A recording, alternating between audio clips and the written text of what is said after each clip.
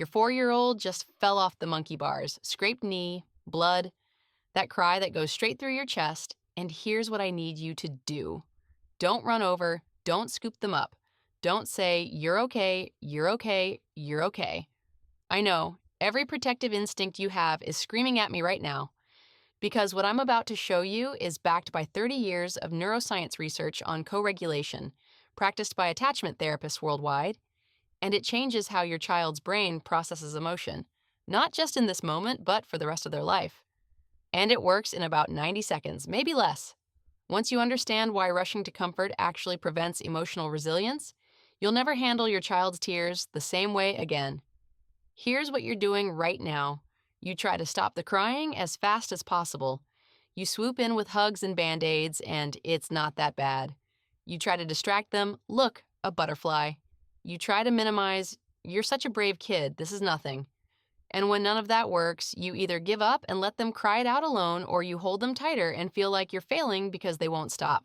And it makes sense, right? Their pain is your pain. You're wired to protect them. That's what love looks like. That's what we were all taught. That's what our instincts scream at us to do. But here's what actually happens. Step 1, you rush in with urgent energy, with fix it in your voice, with your own nervous system already flooding. Step 2, your child's brain reads this as confirmation. Mom's scared. This must be really bad. I'm not safe. Their amygdala, the fear center, lights up even more. The crying escalates. Step 3, they can't calm down because your panic is keeping their panic alive. What could have been 90 seconds becomes 15 minutes, then an hour at bedtime because they're scared it'll happen again. If you've done this, if you're doing it right now, you're not broken. You're not failing, you're human. You're doing exactly what millions of years of evolution programmed you to do. Here's where neuroscientists studying emotional development figured out something completely different. Picture this, a researcher observing a playground in Berkeley, California, 4-year-old girl climbing. She falls, knee scraped, starts to cry. That gulping, about to spiral cry. Her mother is 15 feet away. She doesn't run, she doesn't gasp, she walks over at a normal pace. She doesn't say, you're okay. She doesn't say, let me see. She sits down next to her daughter, same eye level, quiet body, and she just breathes. Slow, steady. She waits, and within 60 seconds, the girl's breathing starts to match hers. The crying softens. The girl looks at her knee, touches it, looks up at Mom. I fell. Mom nods. You did. That was scary. Another 10 seconds. The girl stands up. Can we get a Band-Aid? Mom smiles. Absolutely. And they walk to the bench together. Total time, 90 seconds. It's like watching a storm pass through without trying to stop the rain. These researchers don't rush to fix. They anchor first, because they understand something about how the nervous system works. When you stay calm, truly calm, not fake calm, your child's nervous system can use yours as a guide. Your steady heartbeat, your slow breath, your quiet presence sends a signal. You're safe, I'm not scared, you can handle this. This is called co-regulation. It's not about stopping their emotion. It's about lending them your calm until their brain can find its own. Staying present is faster than rushing to fix. I'm going to call this the calm harbor method. It's called harbor because you're not the lifeboat that rescues them from the storm. You're the harbor where they can anchor until the storm passes on its own. I need to warn you, this will feel wrong. Every step will feel like you're doing nothing, like you're being cold, like a good parent would do more. That's exactly why most parents never discover how fast this actually works. I'm going to show you 5 simple steps, 90 seconds. That's all we need. Step 1, anchor. The instant they cry, whether it's a scraped knee, a broken toy, or a sibling fight, you stop. You don't rush. You take 1 full breath before you move. Count 1001. Then you walk at a normal pace, not slow motion, not urgent, normal, like you're walking to check the mail. When you do this, you break the panic loop. Your child's mirror neurons are watching you. When you rush with fear energy, their brain interprets emergency.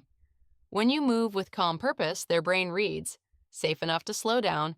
You've just prevented the amygdala hijack before it fully locks in. 15 seconds done. 75 to go. Step 2, position. You get down to their eye level, not over them, not scooping them up. You sit or kneel beside them, not in front, beside, close enough to touch, but you're not touching yet. Your body's quiet, shoulders down, hands open in your lap, and you don't say anything, not yet. When you do this, their brain registers, I'm not alone, but I'm also not being invaded. The prefrontal cortex, the thinking brain, can stay online if you hover over them or grab them. Their nervous system reads it as more intensity to process. Side-by-side positioning says, I'm here. You're in charge of your body. We're in this together. 30 seconds done, 60 to go.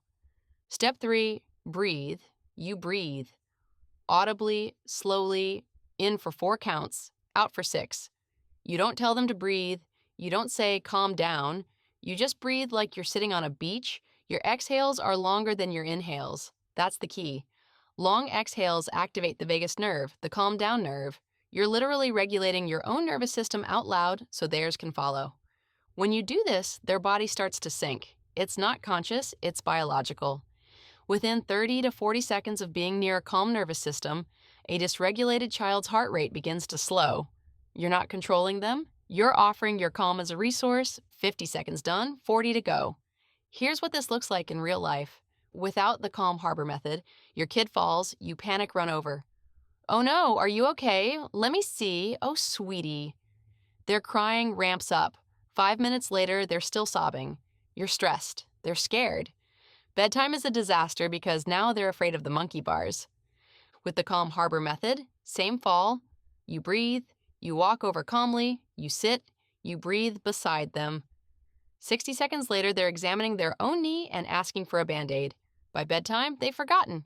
Next day at the playground, they try the monkey bars again, and that's the difference. Step 4, narrate.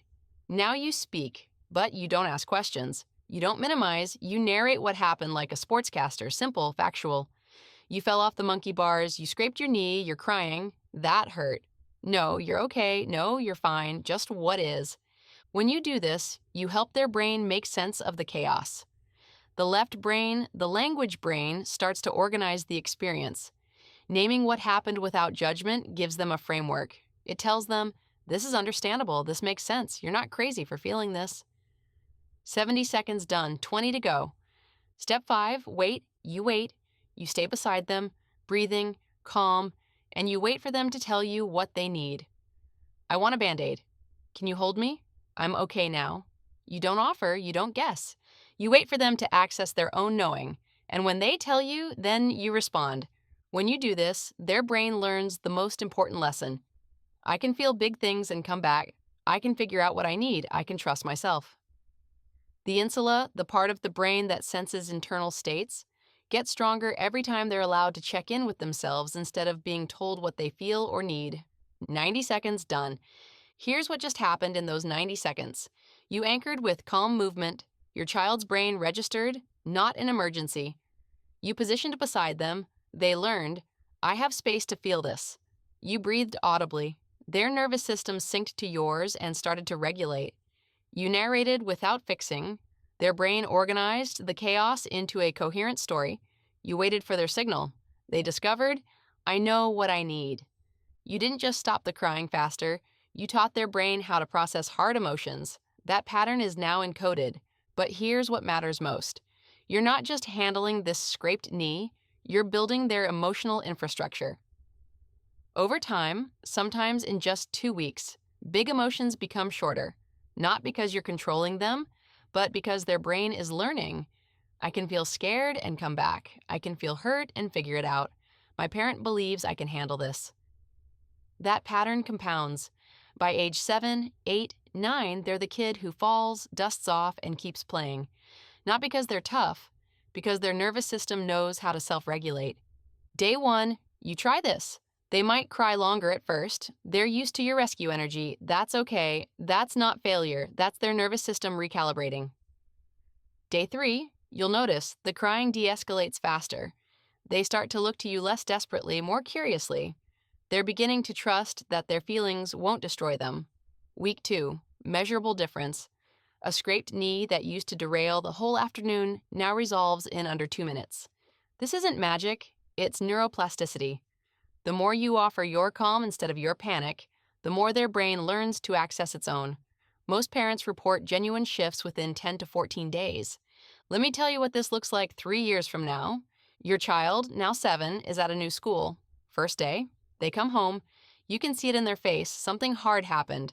They sit at the kitchen table, quiet. You sit beside them. You don't say, "What's wrong?" You just sit. You breathe, 30 seconds. Then they speak.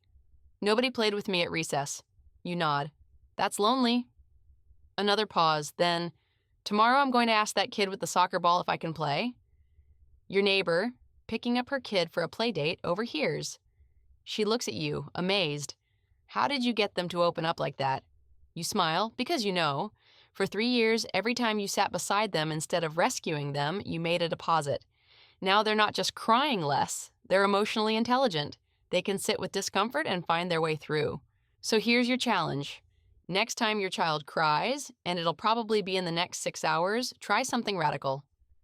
Anchor, walk calmly, position, sit beside, not over, breathe, 4 in, 6 out, narrate, say what happened, wait, let them tell you what they need, watch how fast it works. Remember that scraped knee from the beginning? The one that usually spirals into 15 minutes of panic and Band-Aid negotiations and "I don't want to go to the playground anymore"? With the Calm Harbor method, the knee is still scraped. It still hurts. But they learn the most important lesson you'll ever teach them. I can feel big things, my feelings won't break me, and I'm not alone. And that changes everything. Try it. Come back. Tell me what happened. You've got this.